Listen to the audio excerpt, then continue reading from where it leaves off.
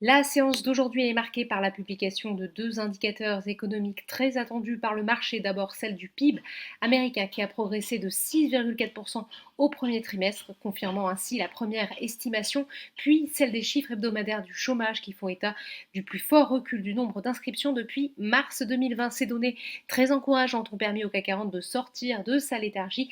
L'indice grimpe de 0,69% vers les 6435 points. Du côté des valeurs, Airbus gagne presque 10%.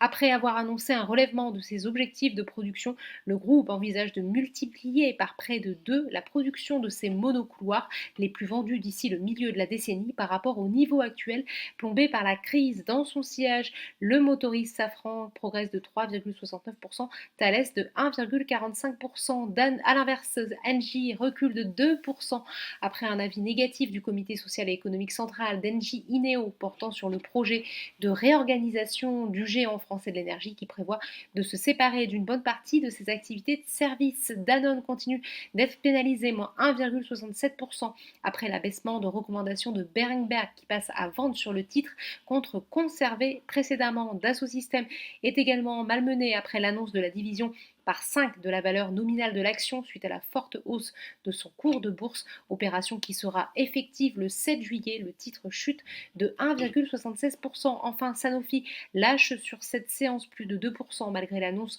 du lancement d'essais à grande échelle pour son principal projet de vaccin anti-Covid-19 développé avec le britannique GSK. Après des mois de retard, il confirme tabler sur un lancement fin 2021. Côté SBF 120, Solution 30 poursuit son rebond, mais cela reste insuffisant pour effacer ses pertes colossales du début de semaine.